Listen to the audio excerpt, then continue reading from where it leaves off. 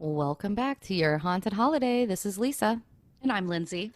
And today we have what some people call America's most haunted house. And this is in San Diego, California, which I've actually never been to. I've been to LA, but I've never been to San Diego. And I've always heard that they have the most amazing weather in the world. Yeah. Do you remember a few years ago we went to LA and we were staying in Newport Beach? Yes. It was unbelievable. My guess is it's got to be something like that. Yeah, I agree. So the weather is supposed to be amazing. I've always wanted to go to San Diego. And this is in like a really cool part of town too. It's in this part of town called Old Town, and it's basically like a small little downtown area with a bunch of bars and stuff like that where you can go get a beer or whatever. Hmm. And it's right there. So if you happen to be in San Diego, this is going to be a definite stop. This is your haunted holiday at the Whaley House.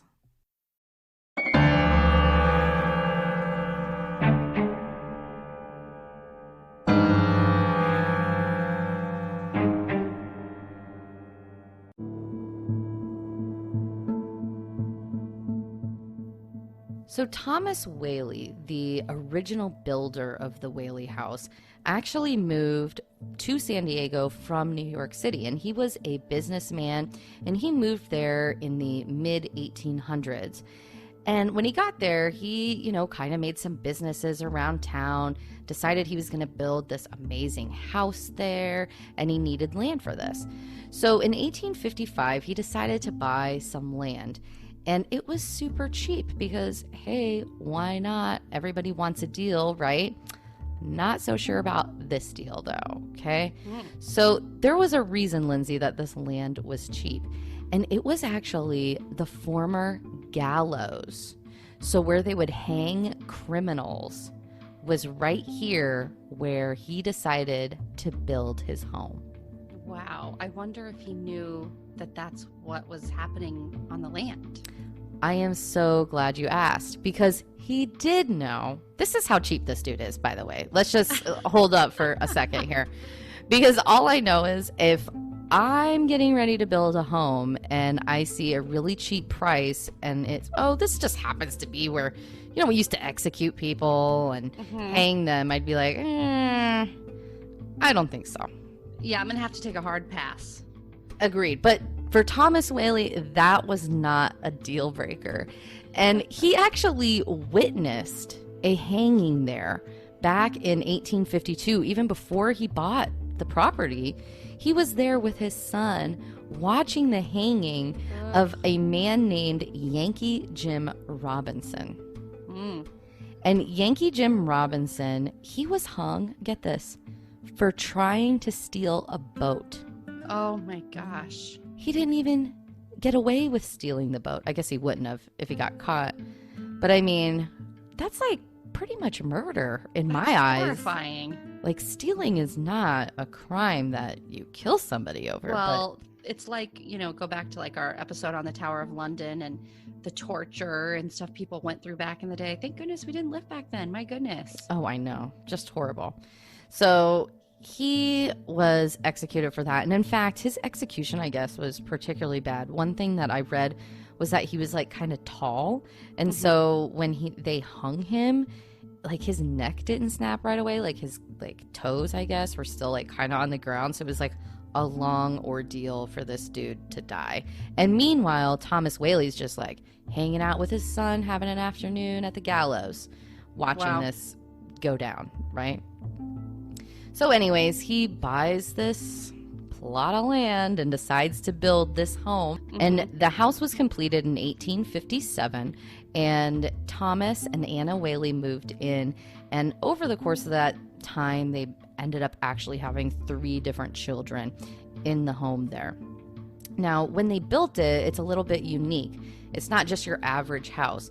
So in the downstairs portion of the home, they put a general store and like another area that was kind of used for multiple things, but the main thing it ended up being used for was actually a courtroom. So the downstairs wasn't really used as a living space for the family. The upstairs, however, was. And one room actually was rented out to be a theater in the upstairs as well. So, like, they didn't just build this house to live in, they built it almost as a business opportunity. Wow. How big is this house? It's big. It's a 2-story, but it's definitely a mansion. It's nothing insanely massive, but it's a mansion for sure. Right. And I will say I've heard about the Whaley house, and I've heard some stories. I think I've seen or heard something about it years ago, but I'm a ghost person. I really do not remember a lot of the details. So this is all new to me. Good. Well, so they built the house, and of course, some tragedy has struck there, right? And in fact, the family actually kind of believed the house might be cursed because they decided to, buy this land where the gallows used to be. For one, they had an 18-month-old son that was born there, and he actually died of scarlet fever, and his name was Thomas Jr. So a little baby passed away there. Then one of their businesses actually was burned because of arson. And so the family was just devastated by these two things kind of happening side by side, and they decided to move. They still owned the house and still had the general store there, but they left and they went to San Francisco, where they had 3 more kids. So over the course of this time, they actually had 6 kids in their family. So a pretty big family. And in San Francisco, there was a huge earthquake that hit, I guess. And I don't know exactly what happened, but I'm assuming that maybe there was some damage to the property they were living at there. And then they were forced to move back to the Whaley house in San Diego. The next unfortunate death that occurred in the home was their daughter, Violet. And she apparently had like a horrible marriage that just went bad. I don't know what all the details are there. But as a result of that, she decided to commit suicide. And she went to the outhouse on the land there and actually shot herself in the chest, very close to the heart. The family actually discovered her, and she was still alive out there. Oh my gosh. And so Thomas Whaley, the father, actually, picked her up and brought her back into the house. And that's where she later died several minutes later. So she passed away from being depressed and just terrible. That is just tragic. And that's the last of like the big tragedies that are on record. But there have been 3 other members of the family that just died in the home, right? So Anna Whaley, the mother, she also died in the home. So we have, I think, like 6 different people that we know from the Whaley family alone that have passed away there.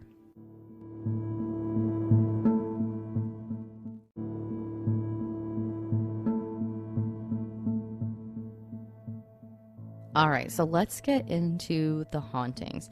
So the hauntings at the Whaley house started a long time ago. This isn't just like something that popped up and started occurring, which we've seen in several of our episodes, right?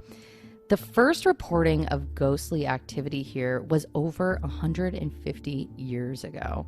Not long after they built the house, Thomas Whaley actually believed that Yankee Jim was actually haunting it because that was the execution that he witnessed. And he thinks that Yankee Jim was there kind of like messing with them. Why? What was Yankee Jim doing? So mainly what they would experience is really heavy footsteps. And we know based on records that Thomas Whaley, the family wrote journals and kind of, cataloged some of their sightings. So there's a lot of this stuff that we don't know that he saw a ghost or anything, obviously, but we know that the family had a record of that through their journals, that this was something that was occurring. And mainly it was heavy footsteps that he attributed to Yankee Jim. But the other thing that people experience to this day is if you're actually walking up the staircase of the home, a lot of people will either get like shortness of breath, or they'll get like what feels like a tightening around their throat. And if you look at their throat, they'll have like actual scratch marks No. that look almost like a rope mark. Oh my gosh. That is scary. So, my thoughts on the whole Yankee Jim haunting, it makes complete sense why Thomas would attribute that, because that's what he saw. He saw Yankee Jim. But the reality is, if this location was Gallows, it could be any number of people haunting that place. Yeah, I kind of agree with you. It really could have been. But interesting that the haunting started all the way back then. I think that's kind of cool. Interesting that he witnessed a hanging and chose to buy the land on the property. I mean, I tell you, he set himself up for that, to have a haunted house. Can't pass up a deal. I guess. Now, so Yankee Jim is one of the more popular ghosts at the house. But of course, there is a ton of other ghosts.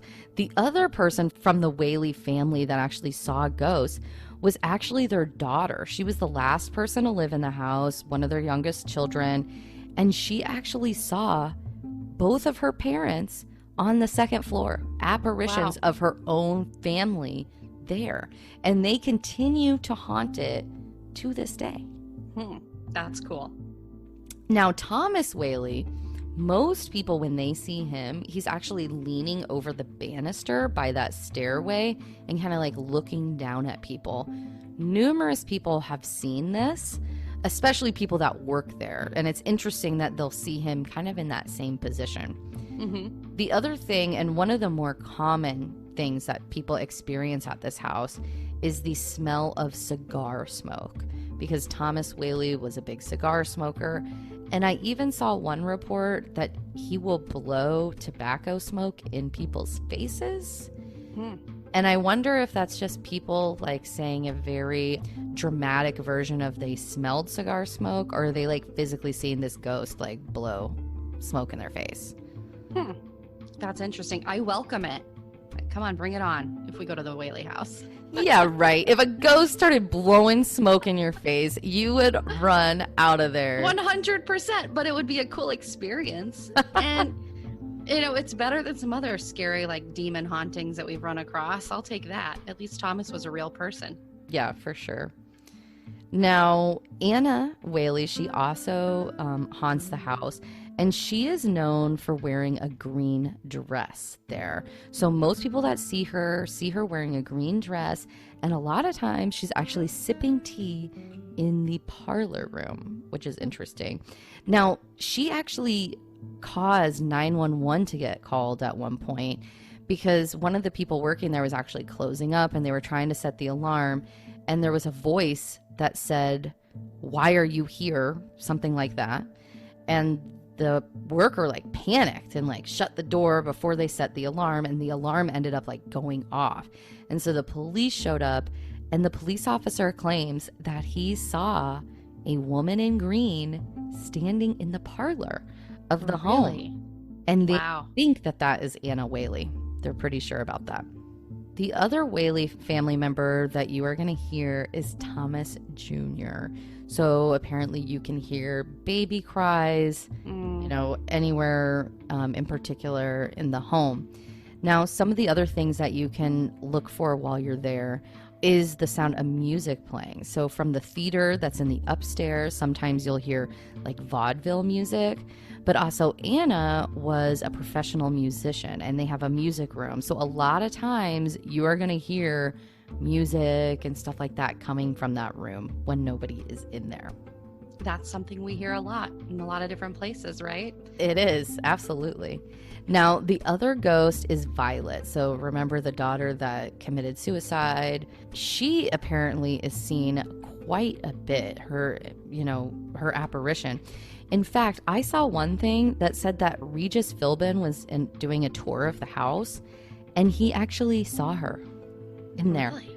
And he claims like, yeah, I definitely saw a ghost at the Whaley house. So, okay, this is so many just full-figured apparitions. We have got to go. You don't hear about full-figured apparitions all that often. I mean, you might hear about them, but not accounts from what seem to be credible sources. Right. You know, that many accounts, I should say. I mean, I don't know Regis Philbin personally, but I feel like I kind of do because I've seen him everywhere. And right. I mean, I believe him. Would he make that up? Also, the cop? And the daughter seeing her parents at the top of this. I Mhm. mean, yeah, we don't know these people, but gosh, that's a lot of accounts. It is. And in fact, what's crazy is I have another story about the cops getting called. Really? So, you know, inside the house, there's a lot of activity, but there's activity outside the house too. Like you can actually see a ghost outside. And so somebody called 911 and said, there is a woman weeping outside this home. Can somebody go check on her? Like, I don't know what's going on. So a cop showed up. It was like dark outside, I guess. And he saw a woman out there sobbing in the yard. And he walks up and he says, "Are you okay?" And the woman turned around and smiled at him. And he shined a flashlight on her and she disappeared. Whoa. And they think that this is Violet. And apparently that cop, like, he'd never even told anybody about this up until like his retirement, because I don't think he wanted people to think he was nuts. And so then he was like, yeah, I saw a ghost at the Whaley house. I have chills.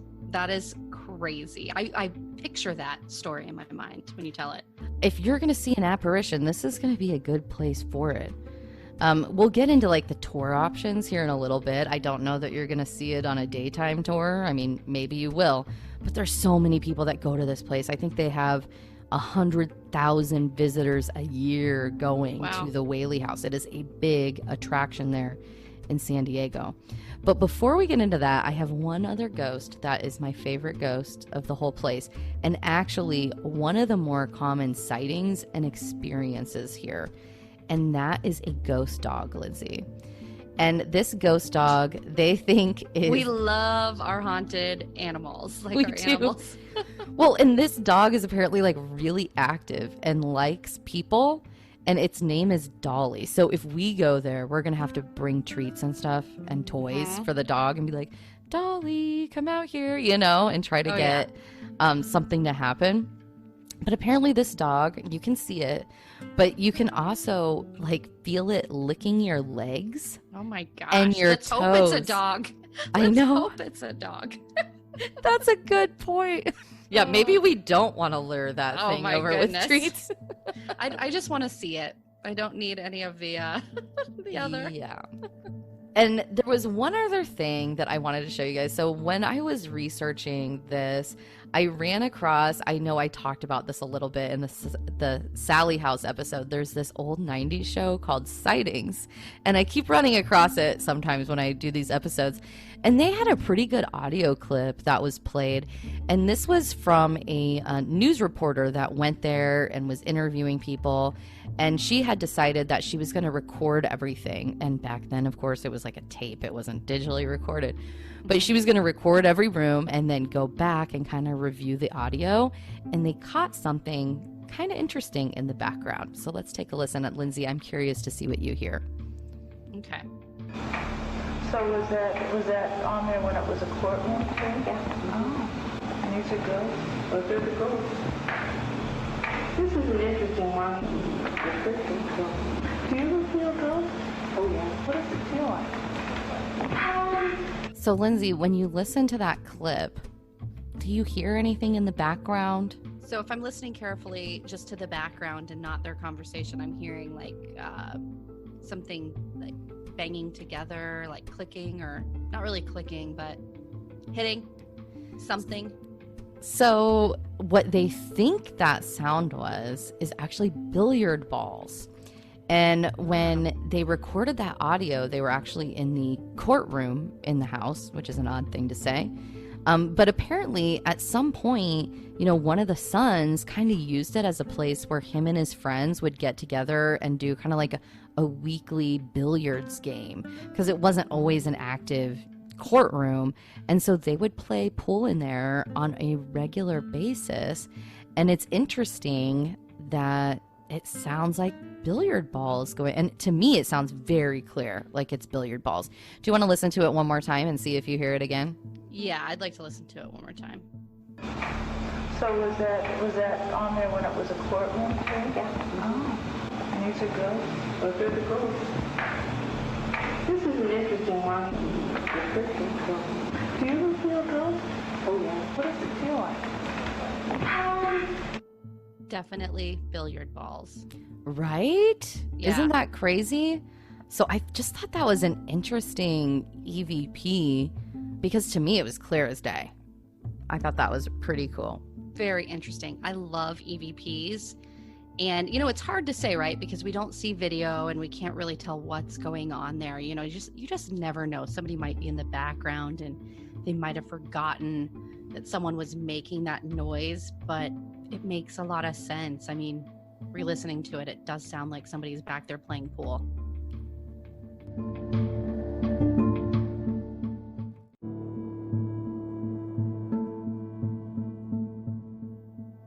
So today, Lindsay, the Whaley house is actually considered a historic home, but it is a museum. So it's not a place that you can stay the night. However, there are tours and there's also a private option later at night. So if you want to get your ghost hunting in, there is the ability to do that at this place. Now, like I said, they have a ton of visitors go through there every single year. And, I watched some videos of people just kind of going on the daytime tour. And while they're in there, it is not just them. Like, it is quite a few people walking around at the same time. So although you might get lucky and experience something like maybe you'll smell the cigar smoke or the dog Dolly will lick your toes or something like that. I don't know. Stuff like that could absolutely happen, I think, during the daytime tour. Now, all of their tours, for the most part, are self-guided, and you cannot buy the tickets online. You literally just show up to the Whaley house and you purchase your tickets. Now, the daytime tour is $10, and there's discounts for seniors and children and stuff like that, but that's the standard adult rate. They also have a nighttime tour that is only $13, and that's kind of similar. It's a self-guided tour. You show up and there's going to be other people there. Now, the other thing that I found that I thought was cool was an after-hours private tour. So this is going to be anytime after 10 p.m. And it's kind of based on availability for when they have people available to like go there, let you in, show you around to do your thing, right? So there's no like set hours on the website for this. So to set this up, you need to call them at least 2 weeks in advance to get your private nighttime tour, okay? And how it works, it's a 2-person minimum, and it is $75 a person for 1 hour, okay? Wow. So the first hour is $70 each. For every additional hour, it's an additional $50. Woo!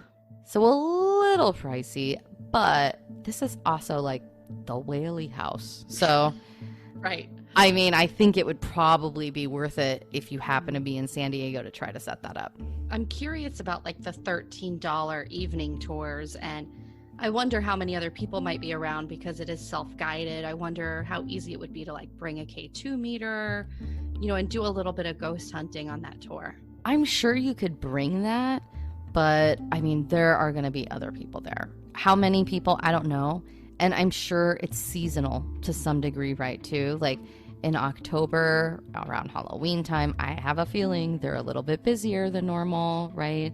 And then other times of the year, although, like I said, in some of the videos I watched of people touring it, there was quite a few people there, but I did not see an example of what the nighttime tour would look like. But obviously, the private one would just be you and your friends. It would really be neat, but I'm also not Oprah. Yeah. I mean, $75 a person, you do not have to be Oprah to afford going to the Whaley house. I hear you. I think that you only get 1 hour, though, for that $75. And we know that ghost hunting takes time. It is the Whaley house. It's really haunted. And so you very well could have something happen. But sometimes you got to sit a while and you really got to wait for something to happen. It just doesn't happen. And I'm glad you mentioned that because they actually have a maximum of 3 hours. So the most that you would be charged would be $175 if you think about it per individual, which is still a lot, if you took the full 3 hours. Okay, so that's a little bit more. You kind of put a number on it, right? So right, that's going to be their maximum. before we wrap up the show, we did get another listener email with an update on their stay at the Foley house. And I believe, Lindsay, they actually got to stay in Mrs. Foley's room. Yes, so we did. We got an email from Matina, and she says in her email, I'll kind of read most of it and maybe leave out a little bit, but she says, "Hey ladies, love your podcast, especially the ones in Savannah." That's one of her favorite places to visit. "I go to Savannah often as I can and have stayed at the Gastonia, the Foley Inn, and she loves the Gastonia the best. She didn't have anything happen. She did stay last December at the Foley house, and she's been told even that she's maybe sensitive to spirits. So she does have a good sense in whether or not she sees ghosts or has them around her. We, being my husband and I, stayed in Mrs. Foley's room. So remember, that's 301, according to our last show, and didn't sense anything. However, I did recently, this June, eat at a restaurant, the 1790 Inn, and it was spooky in the restaurant. I agree. We've been to the bar there. It's very damp and heavy feeling. The Pink House is another great place to check out, and it is haunted. We've been there too. We love that place. If I happen to visit any places in Savannah, since we go there often, we'll be more than happy to pass it along to you. I love your podcast. It's my favorite. Keep up the good work." And that's so awesome. Thank you for emailing us, Matina. We love these stories. It's so cool that you've stayed at the Foley house and we've been to a lot of the same places. One part I didn't read, she did have a ghost encounter when she was a kid and wrote a book about it, which is really cool. So Totally. thank you, Matina. On a side note, we mentioned Lisa had a allergic reaction during our trip to Savannah recently, and that was at the old Pink House. No faults of their own at all. It was a kind of a freak occurrence. That's one of our favorite restaurants. Yeah, it was definitely a freak occurrence. And I'm still trying to figure out what would have kicked that off, because I was craving a Bloody Mary all day, right? Right. We go there, I order their Bloody Mary, and it had green chili infused vodka.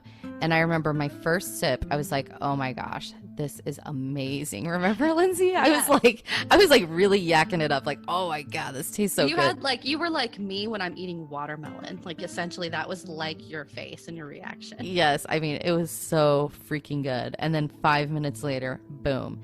So I cannot drink that ever again. I mean, Bummer. I know, it's a real bummer. And it ruined our whole meal there, because after that, I really couldn't eat anything. And the food, we were looking forward to it so much because we just love the old Pink House and their food is so good. So that was such a bummer. I know. And right now they're doing pretty good. They're keeping it down to like 50% capacity, and they're keeping tables separate and making sure folks are being able to be there and be fairly safe, considering everything going on. Yeah. But what a great trip that was. Next time we're going to have to go to San Diego, where once this whole pandemic is over, like, we have so many trips lined up. Like, I just can't wait. All right, guys, we want to thank everybody for listening. Thank you, Matina, for sending us that email. Thank you to everybody else. We're going to start reading emails at the end of most episodes, if not all.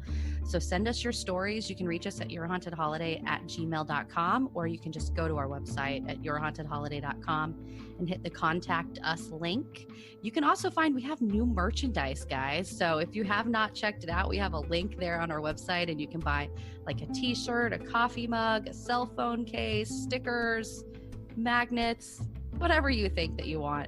So go check that out too. And find us on Facebook, Instagram, Twitter, or YouTube. Stay healthy and safe, everybody. Thanks for listening.